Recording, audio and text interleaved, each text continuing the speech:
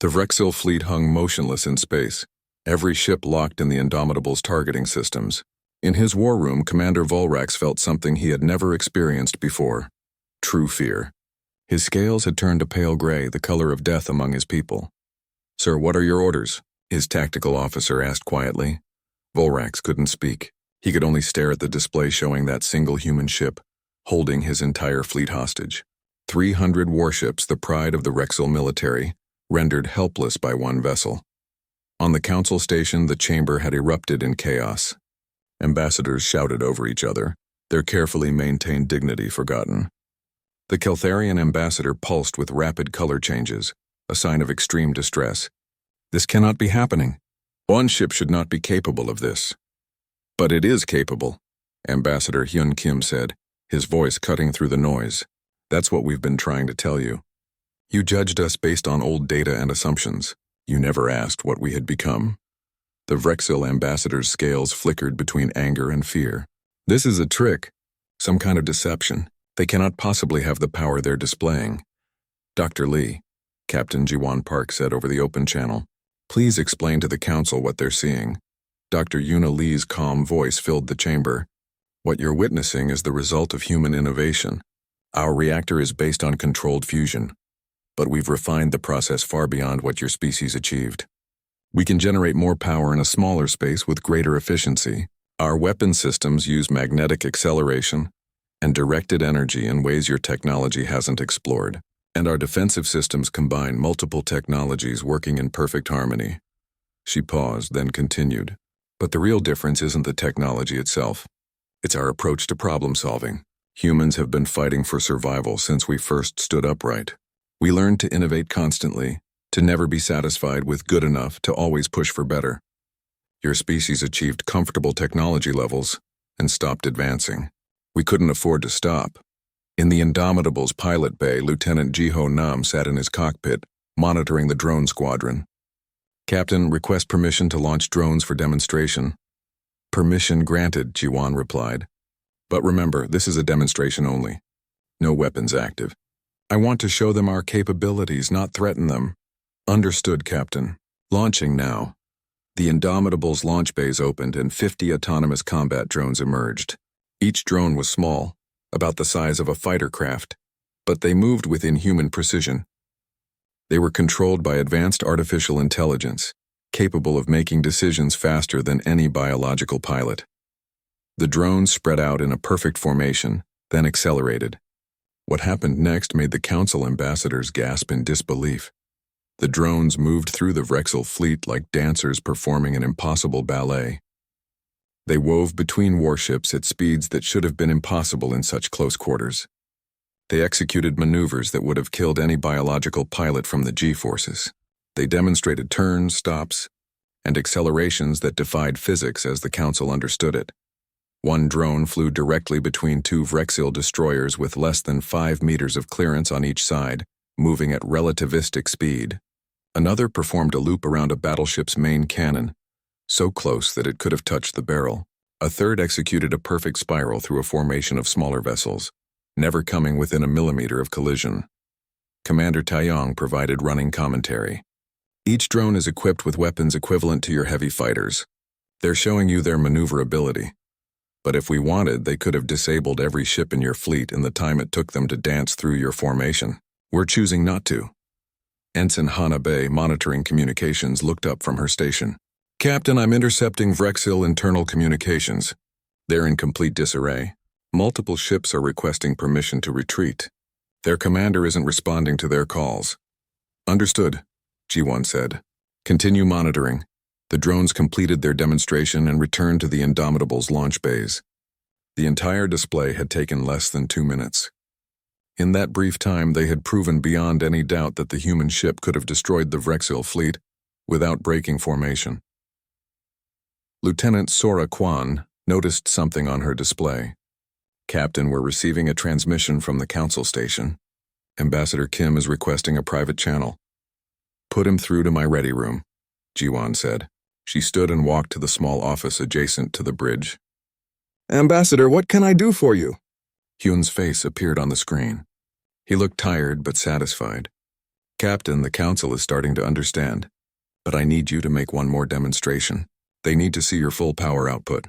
Not to threaten them, but to make them understand exactly what humanity is capable of when we choose to use our full strength. Jiwon nodded slowly. That's a risky move, Ambassador. If they feel truly threatened, they might do something desperate. I don't think so, Hyun said. They're scared, yes. But they're also curious now. They want to understand how we achieved this. That curiosity is our opening for real dialogue. All right, Jiwon agreed. Give me 2 minutes to prepare. This is going to be impressive. She returned to the bridge and addressed her crew. Listen up, everyone. We're about to show the council what the Indomitable can do at full power. This is just a display. We're not firing any weapons. We're simply going to demonstrate our capabilities. Dae, take the reactor to full power. In engineering, Dae Shin had been waiting for this order. Finally, he muttered with a grin. All right, everyone, you know the drill. All safeties remain active, but we're going to show them what this beautiful machine can really do. He entered commands into his console, and the Indomitable's fusion reactor began to spin up. The power output climbed steadily, 50%, 60%, 75%, 90%. On every council sensor, the human warship's energy signature grew brighter and brighter. It was like watching a star being born. 100%, Dae announced. All systems reading nominal. No strain on any component. She's purring like a kitten, but he wasn't done. Now, Captain, we go to emergency power. Do it, Jiwon confirmed. Dae entered another command, and the reactor output jumped again. 110%. 120%. The ship's power signature became so intense that several Vrexel sensors actually overloaded and shut down to protect themselves. In the council chamber, displays showed the energy readings in real time. The numbers climbed higher and higher, exceeding anything they had ever seen from a single vessel. Impossible, the Vrexel ambassador whispered. That much power should tear the ship apart from internal stress. And yet it doesn't, Hyun said. Because humans engineered every system to handle this output. We don't build things that barely work. We build things that work under the most extreme conditions possible, and then we add safety margins on top of that. Dr. Yuna transmitted more data to the council. What you're seeing is 125% of rated power output. The Indomitable can maintain this level indefinitely without damage. In an emergency, we could push it to 150% for short periods. This isn't a trick or an illusion. This is simply what our technology can achieve. Commander Volrax finally found his voice. If they wanted to destroy us, we would already be dead. We never had a chance. His tactical officer nodded slowly. Sir, I'm analyzing their positioning. Even now, they're positioned so that if they fired, they could destroy our entire fleet while taking minimal fire in return. Every detail of their emergence was calculated. They knew exactly what they were doing from the moment they arrived. Volrax slumped in his command chair, his scales fading to a dull gray. Send a message to the council. The Vrexel fleet stands down. We will not engage the human vessel. On the bridge of the Indomitable, Commander Taeyong reported this development. Captain, the Vrexel commander is standing down. Their weapons are powering down. They're backing off. Good, Jiwon said. Dae, bring us back to standard power output. The reactor output decreased smoothly, dropping back to normal levels. The terrifying energy signature faded to something merely impressive. Jiwon opened the channel to the council chamber. Honored ambassadors, I hope we've made our point. The United Earthship Indomitable could have destroyed the Vrexel fleet. We could have fought our way through any defense you could mount. We could have demonstrated our superiority through violence. She paused, letting her words sink in. But we didn't. We chose to show you our capabilities without firing a single shot.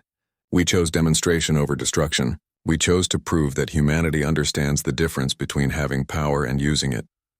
The council chamber was silent. Even the Vrexel ambassador had no response. That, Jiwon continued, is the real measure of a civilized species. Not how strong you are, but how carefully you use that strength. Not how many battles you can win, but how many battles you can avoid. You called us violent and aggressive, but we're here, surrounded by your fleet having been fired upon, and we still choose peace. She looked directly at the camera, knowing the council was watching. So now the question is, what will you choose?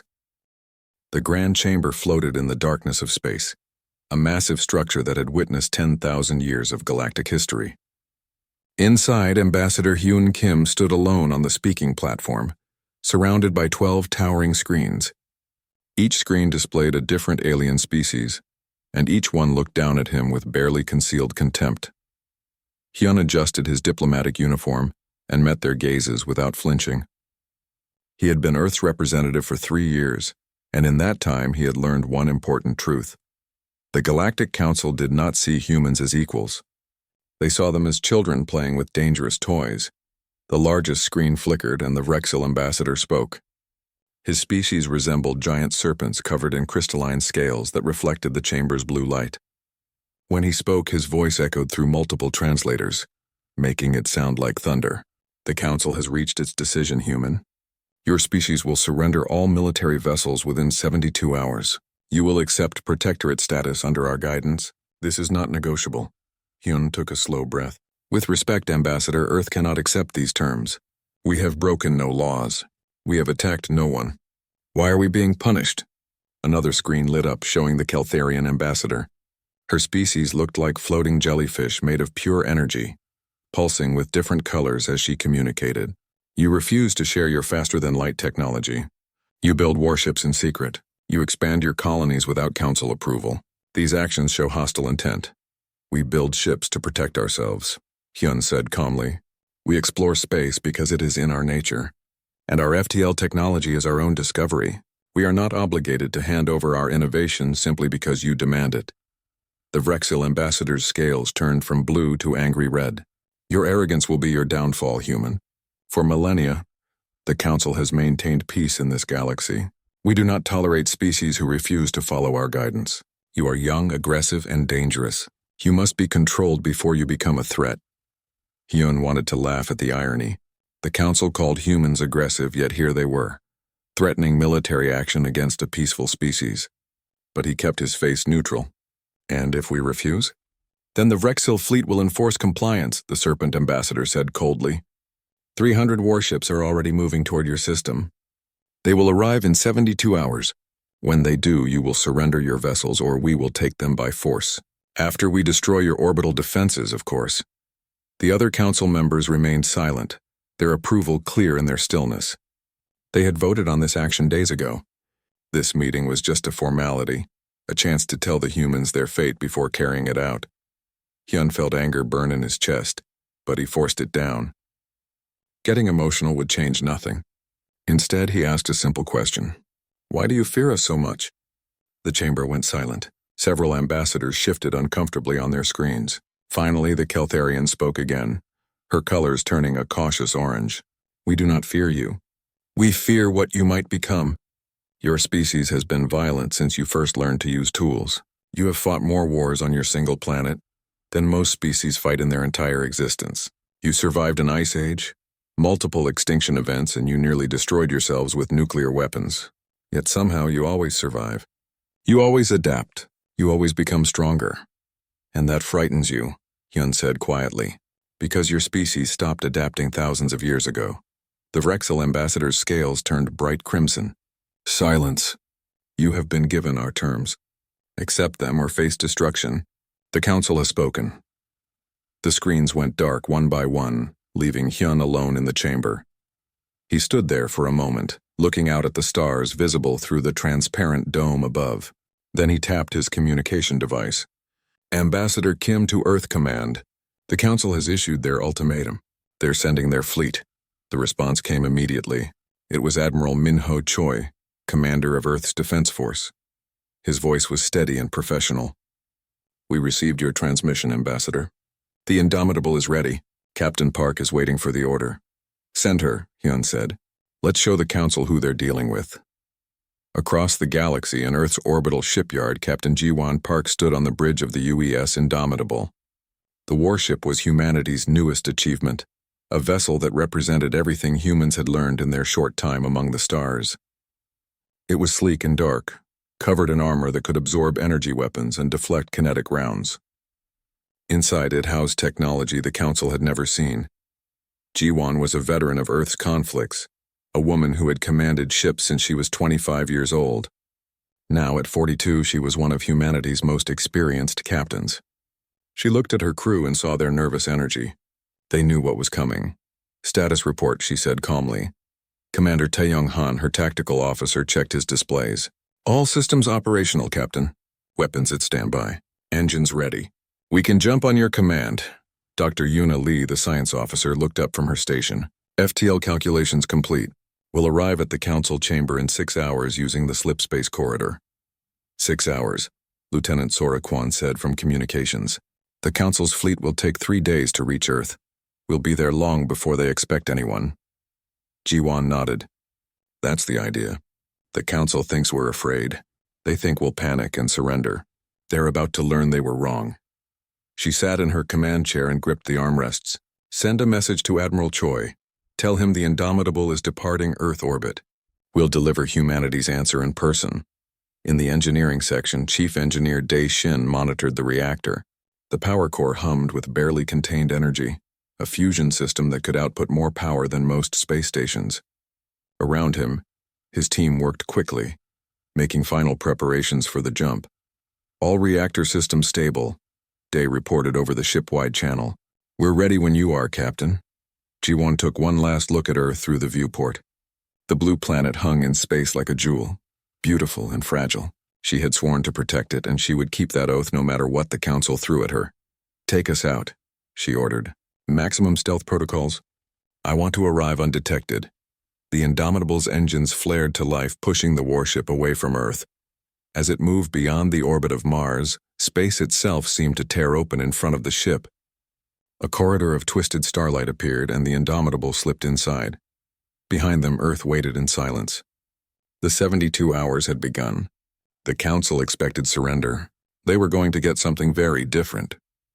The council chamber remained silent for a long moment after Captain Park's words. The 12 ambassadors stared at their displays, each processing what they had witnessed in their own way.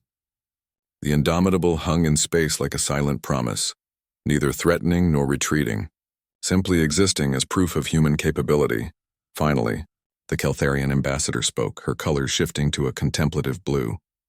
We have made a grave error in judgment. The Vrexil ambassador's scales flickered with shame. We fired upon a diplomatic vessel. We attacked without provocation. By our own laws, the humans would be justified in responding with force, yet they showed restraint. He paused, struggling with the admission. They are more civilized than we are. Other council members began to speak, their voices overlapping as millennia of certainty crumbled.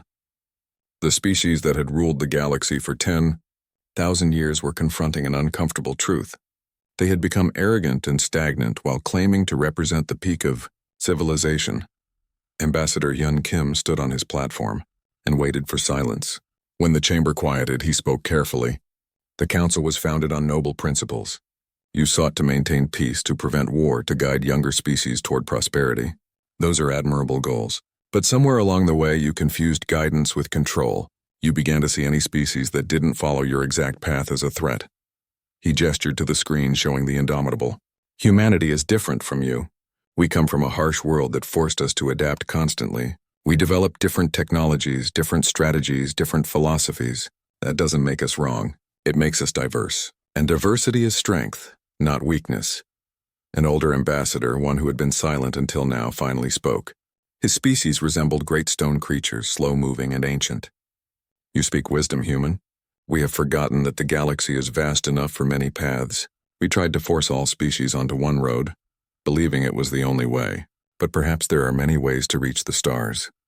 Dr. Yunali's voice joined the discussion from the Indomitable.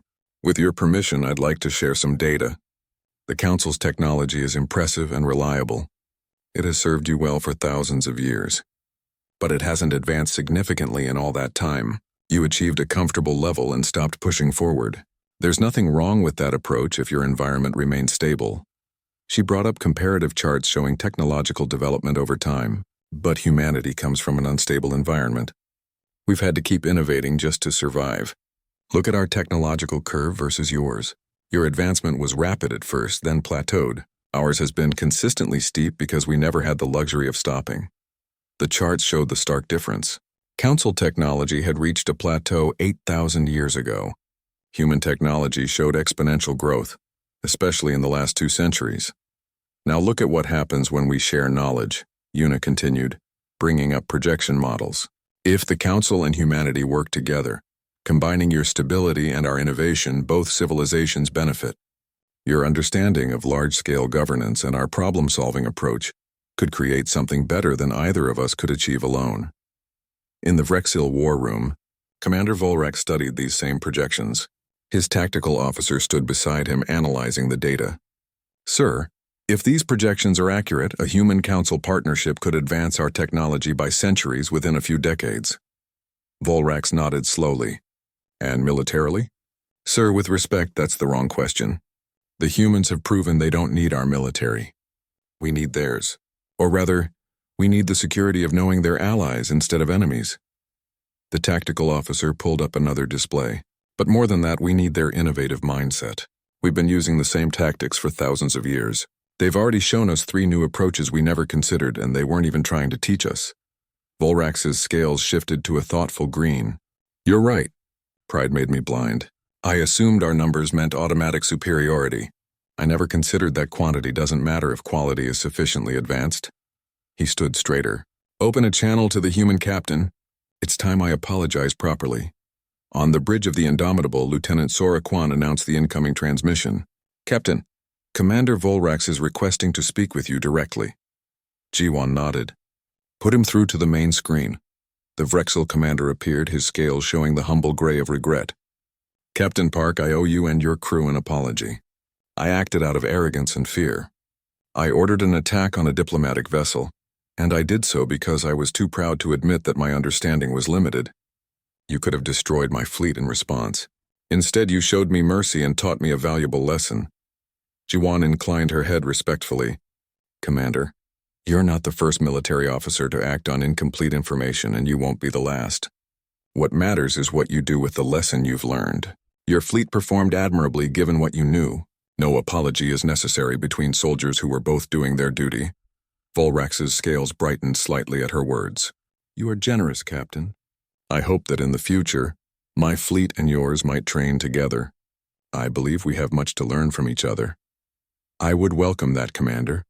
In the council chamber, the ambassadors had been conferring privately with their governments. Now they returned to the main session, and the ancient stone ambassador spoke for the group. "Ambassador Kim, Captain Park, the council has deliberated. We were wrong to issue an ultimatum. We were wrong to threaten Earth. We were wrong to assume that our way was the only way." He paused, and his voice carried the weight of genuine remorse. "We let fear guide us instead of wisdom. We saw your strength and your differences, and we reacted with hostility instead of curiosity. For this, the Council apologizes to humanity." Hyun felt relief wash over him, but he kept his expression neutral. This was a critical moment. The Council's apology is accepted. But words alone cannot rebuild trust. We need concrete actions to move forward. The Keltharian ambassador pulsed with agreement. "We propose a new relationship with humanity, not as subjects or protectorates, but as equals. We invite Earth to join the Galactic Council as the 13th member species, with full voting rights and equal voice in all decisions." It was a stunning offer. Species typically had to wait centuries before being considered for Council membership. Humanity would achieve in one day what others had worked toward for generations. But Hyun had been preparing for this moment. "We are honored by this offer. However, we have conditions." The chamber went quiet. The Vrexil ambassador's scales flickered with surprise. "Conditions?" "Yes," Hyun said firmly. "If humanity joins the Council, we cannot join an organization that rules through fear and intimidation. The Council must reform. You must become a true democracy where all member species have equal voice. Not an oligarchy where the oldest species make all decisions," he continued. "You must also commit to protecting the rights of younger species to develop their own technologies and cultures, without interference. Guidance should be offered, not imposed. And finally, the Council must establish clear laws about when military force can be used, with oversight to prevent what happened today from ever happening again." The ambassadors looked at each other. These were significant changes to a system that had existed for 10,000 years.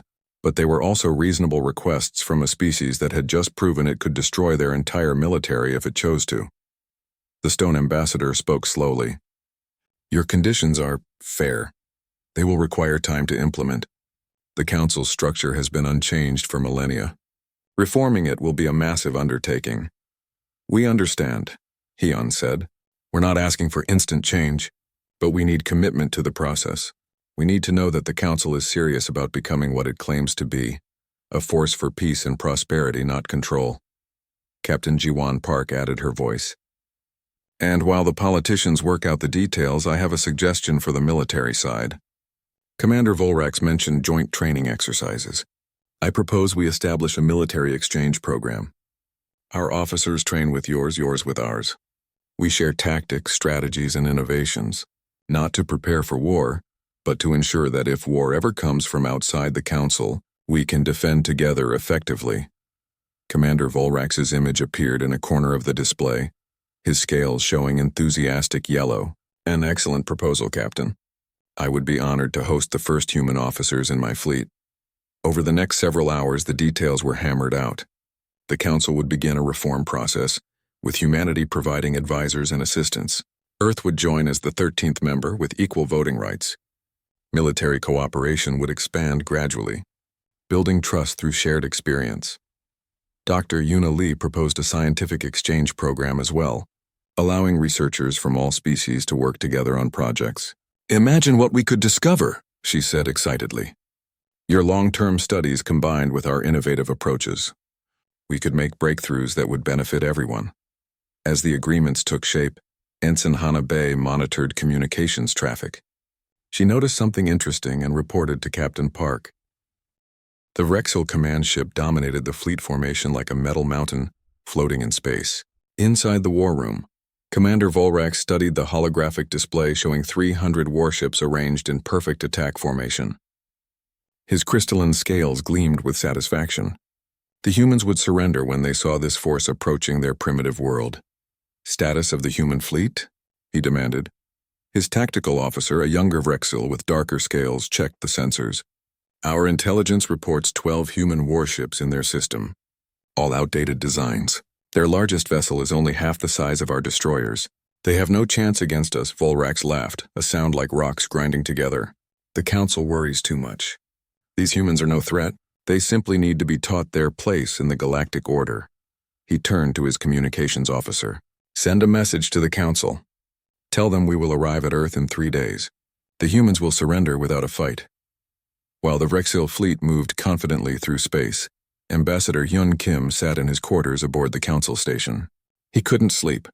Instead, he reviewed Earth's history files, reading stories about his species that the Council had collected over centuries of observation. The files painted an interesting picture.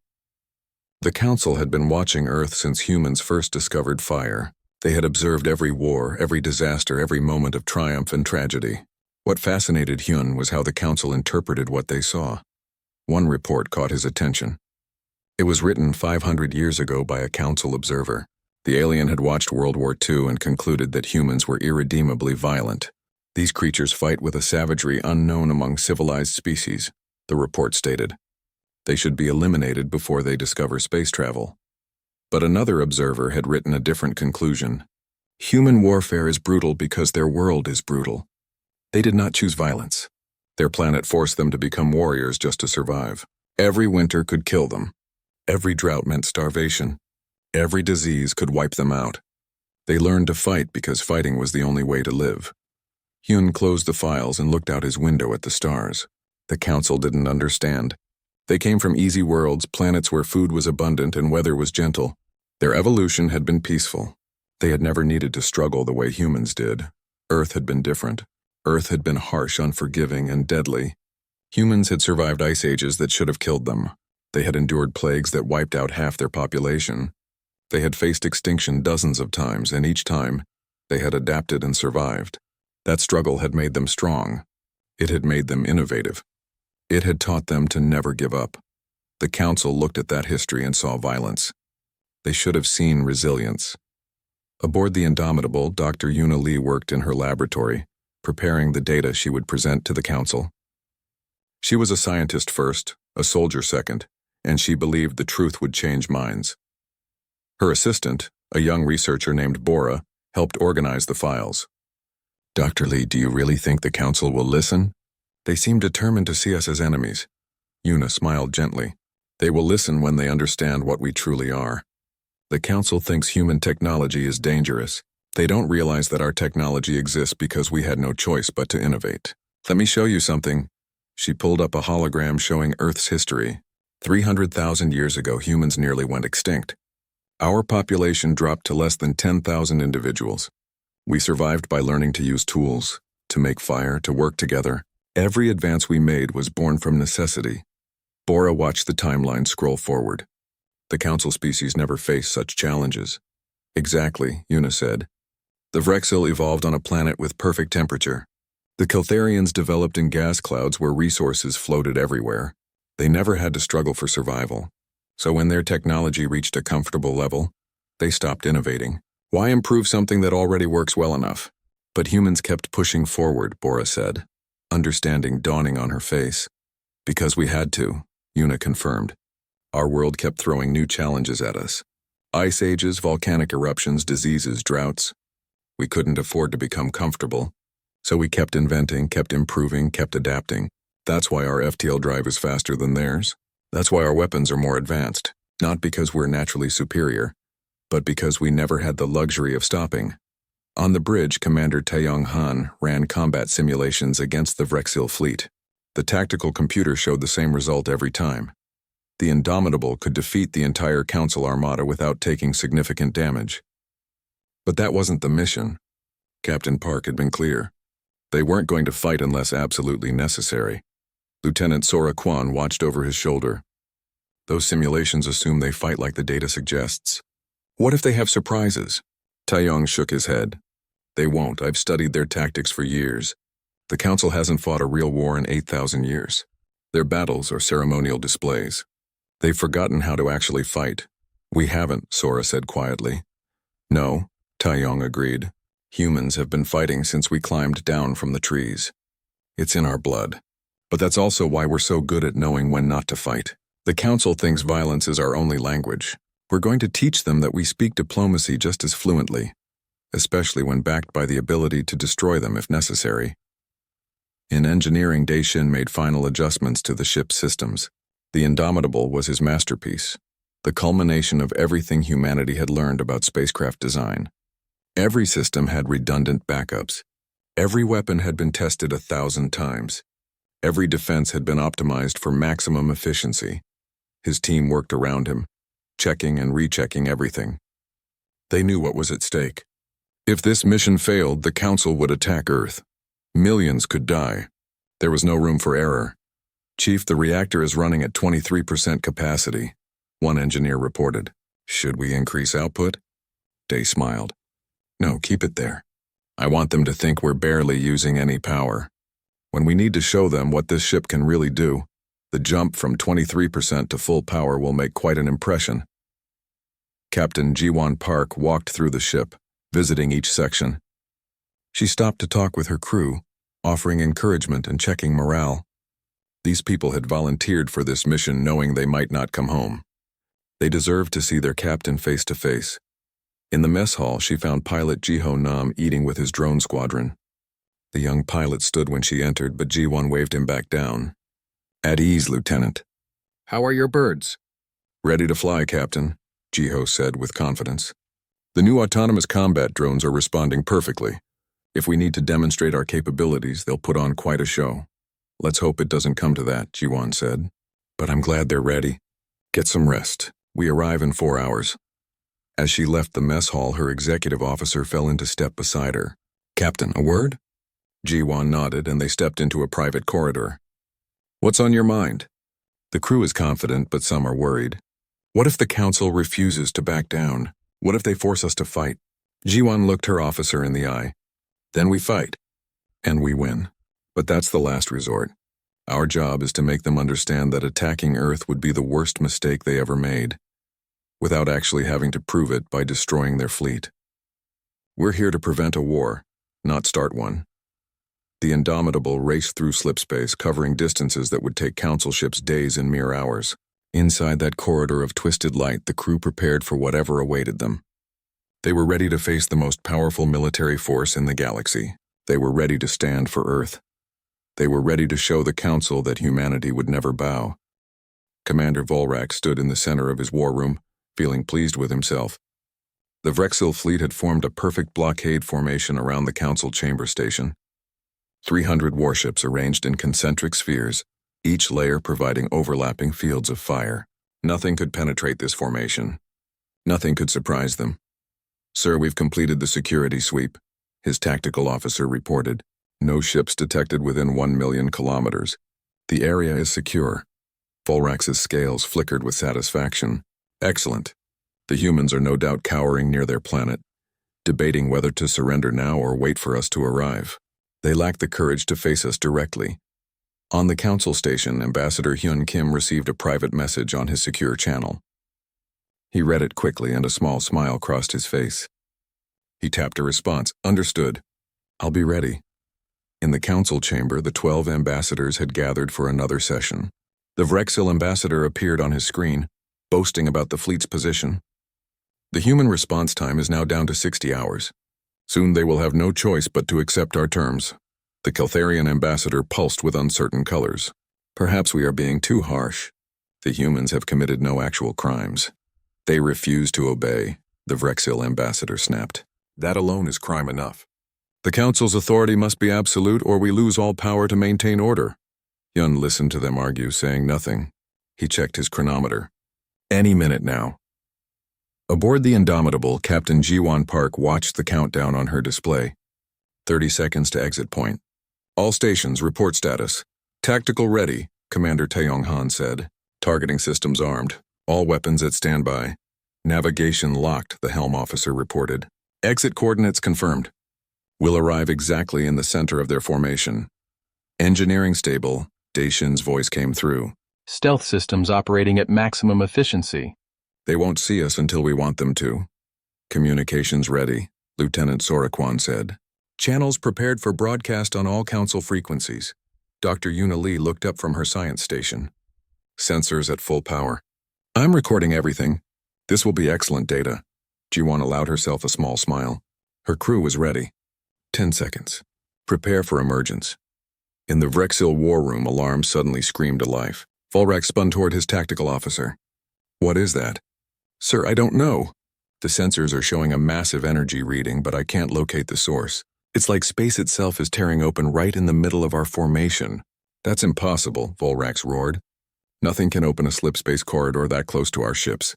The gravitational interference alone would tear any vessel apart." But even as he spoke, space did exactly what he claimed was impossible. A tear appeared in reality, and the UES Indomitable slipped through like a knife through silk. The human warship emerged in perfect silence, appearing exactly where it intended to be, surrounded by 300 Vrexil warships, but positioned so that none of them had a clear shot without hitting each other. The Indomitable's stealth systems were still active. The Vrexil sensors knew something was there, but couldn't get a clear reading. Their targeting computers couldn't lock on. Their weapons couldn't find a target. Commander Volrax stared at his displays in disbelief. How did they do that? How did they bypass our entire fleet? On the bridge of the Indomitable, Commander Taeyong studied the tactical display. "Perfect emergence, Captain. We're exactly where we need to be. The Vrexil formation is in chaos. They're trying to figure out what just happened. Let them wonder," Ji-won said calmly. "Sora, open a channel to the council chamber. All frequencies. I want everyone to hear this." "Channel open, Captain." Ji-won stood and straightened her uniform. "This is Captain Ji-won Park of the United Earth ship Indomitable to the Galactic Council. We received your ultimatum. We're here to deliver our response in person." In the council chamber, 12 ambassadors turned their attention to the screens showing the space around their station. They couldn't see the human ship, but they could see the Vrexil fleet scrambling in confusion. The Vrexil ambassador's scales turned pale. "Impossible. Our sensors would have detected any approaching vessel days ago. How did they penetrate our formation?" Hyun Kim spoke for the first time that session. "I tried to tell you. You underestimated us." On his command ship, Volrax finally got a partial sensor reading. "There, I have a lock. It's not much, but our computers can extrapolate the position. All ships prepare to fire." Commander Taeyong saw the Vrexil fleet powering up weapons. "Captain, they're targeting us." "Targeting solutions are weak, but they're trying." "Deactivate stealth systems," Ji-won ordered. "Let them see what they're dealing with." The Indomitable's stealth field collapsed, and suddenly the human warship appeared on every Vrexil sensor. The effect was immediate and dramatic. The sleek, dark vessel hung in space like a predator, its angular armor catching the light from distant stars. It was smaller than the largest Vrexil ships, but something about it radiated danger. Dr. Yuna transmitted a data packet to the Council station. Ambassador Kim, I'm sending you our specifications. Feel free to share them with the Council. Hyun received the data and uploaded it to the chamber's main display. Numbers and specifications appeared, and he watched the Council ambassadors react with growing alarm. These power readings can't be correct, the Keltharian ambassador said, her colors shifting to shocked purple. This says their reactor outputs more energy than 10 of our warships combined. Their weapons systems are equally impressive, Hyun said calmly. But what's really interesting is what they haven't shown you yet. In the Vrexil war room, Volrax had recovered from his shock. It doesn't matter how advanced they are. They're one ship against 300. All vessels target the human warship. Fire on my mark. Jiwon watched the tactical display as 300 ships locked weapons on her position. They're going to fire, Captain, Taeyong said. Should we power up shields? Not yet, Jiwon said quietly. Let them take the first shot. I want the Council to see clearly who the aggressor is. Captain, we're about to take fire from 300 warships, the helm officer said nervously. Trust the ship, Jiwon said. Trust our systems. Trust each other. We knew this might happen. Volrax raised his claw. Fire! The Vrexil fleet unleashed hell. Energy beams lanced through space from every direction. Kinetic missiles launched by the thousands. Plasma torpedoes streaked toward their target. It was enough firepower to destroy a small moon. The Council ambassadors watched in horror. The Keltharian ambassador's colors went pale. This is madness. That human ship will be destroyed. But Ambassador Hyun Kim sat calmly, a slight smile on his face. Watch. The storm of weapons converged on the Indomitable's position, and then something beautiful and terrible happened. The human warship's defensive systems activated. Point defense lasers fired with impossible precision. Each laser turret tracked and destroyed incoming missiles before they could detonate. The beams moved so fast they appeared as solid lines of light, creating a web of destruction around the ship. Energy shields flared to life, absorbing the Vrexil energy weapons. But these weren't the simple barriers used by Council ships. The human shields redirected and dispersed the energy, sending it harmlessly into space. Some beams were even reflected back toward their sources, forcing Vrexil ships to dodge their own weapons. The most impressive defense was something the Council had never seen before. The Indomitable projected a gravitational field that bent space around the ship. Kinetic rounds that should have struck the hull curved away, their trajectories altered by artificial gravity. It looked like the projectiles were avoiding the ship on purpose. The barrage lasted 30 seconds. 30 seconds of concentrated firepower from 300 advanced warships. When it ended, the Indomitable hung in space exactly where it had been before. Not a scratch. Not a dent. Not even a scorched plate of armor. In engineering, Dae Shin checked his displays. Shields at 97%. Point defense systems nominal. Gravitational field generators operating within normal parameters. Reactor still at 23% power. Commander Volrax stared at his screens in disbelief. How is that possible? Jiwon's voice came over the open channel, calm and professional. Commander Volrax, you have fired on a diplomatic vessel without provocation. Under Council law, that's an act of war. I could destroy your entire fleet right now and be completely justified. She paused, letting that sink in. But that's not why we're here. Taeyong, show them what we could do if we wanted to. Commander Taeyong Han smiled. With pleasure, Captain. His fingers danced over his console. Target locks acquired on all Vrexil vessels, displaying on their sensors now. In every Vrexil warship, targeting alarm screamed. Every ship in the fleet suddenly showed as locked by the Indomitable's weapon systems. Perfect locks. No way to break them. No way to evade. And then the human warship's reactor signature spiked. The power output jumped from 23% to 75% in an instant. The energy readings were terrifying. That power output, the Keltharian ambassador whispered. It exceeds our entire fleet combined. Hyun nodded. Now you're beginning to understand.